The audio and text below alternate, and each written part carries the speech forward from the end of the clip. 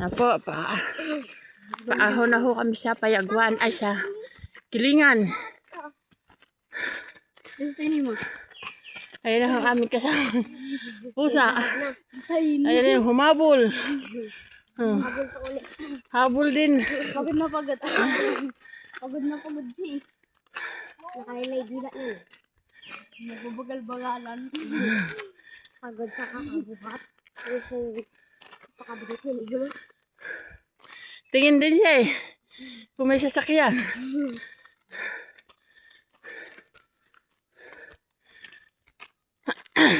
Bagal-bagalan yung tayo. Sasama ho yan hanggang bundok. Bagal na kami. Habol. Dito, Tiny. Sing.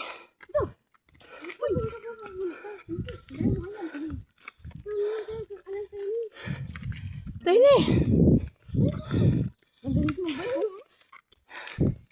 Tiny. Kung malaki nandito, di ba? Oo, yung ginagamit. Ito? Walang preno yun nga. Kesa na. Wala na, tira na. Putol na pala yung bakal nun eh. Wala na yung bakal dun. Oo. Kaya delikado yun nga. O baka. Mas mamay maliit para sa akin. Tingnan mo baka saan sumuot yan. Mamaya mawala kayo dyan eh. Makulit ka naman din yun. Mamaya pag tayo niya sa kalsada, gawin niyo naman kami tarot. Hawakan niya na baka makita nung mga aso dyan no. Sabi na kasi, wow, lalo po daw. Sa kalsada lang natin dyan lagay no? Hingal agad si Tiny. Hingal si Tiny, hingal. Hingal agad ma. Hingal si Tiny. Kaunti pa lang. Hingal agad ang Tiny dyan. Hinihingal yan.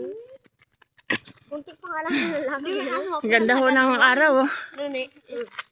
Te. Diwi na yung kontik na akong habulin. Yan. Binagin ko yung kasi hindi ako takot. Oo. Ibig na malaki. Ganda oh.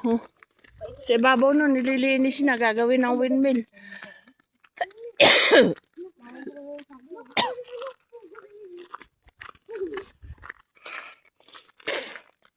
Ganda na rito. Ganda.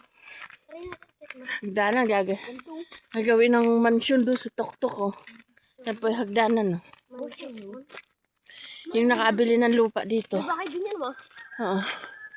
Lalagyan nyo ng bahay. Ayun, ito mo may mga haligi na nga. Ay ano, mga nakatayo. Oo. Yung baboy. Malaki yata yung bahay na yun ma. Kaya nga. Yung lupa natin doon malaki, tataniman ng saging. Sarap nun. Laga. Dito na ulit muna guys. Mamaya naman.